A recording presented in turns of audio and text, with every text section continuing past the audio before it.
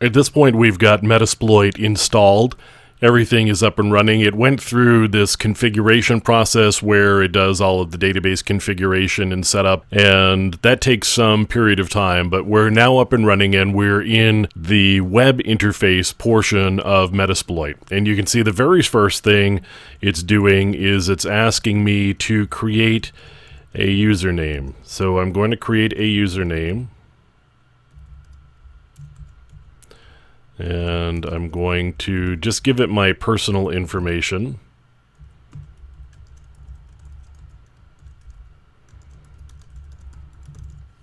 And now I'm going to create an account. So it's going to go set up that account for me, and that account is actually just for the web interface.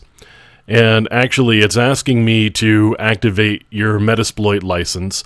And that really also is just for the web interface.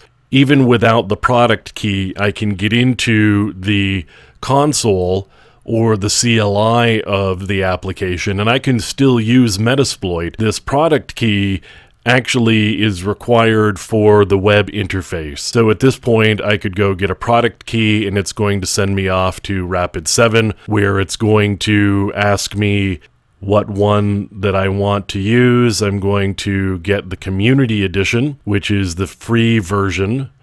And so it's filled in some information for me. I am going to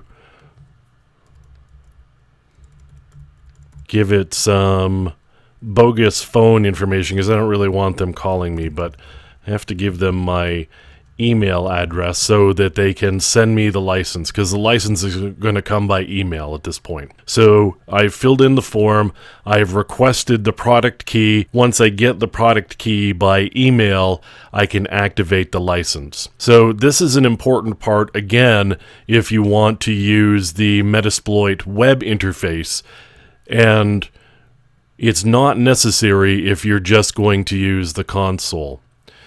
So at this point, I've actually got some workspaces here that I've created for demonstration purposes inside the console, and you can see how the web interface works.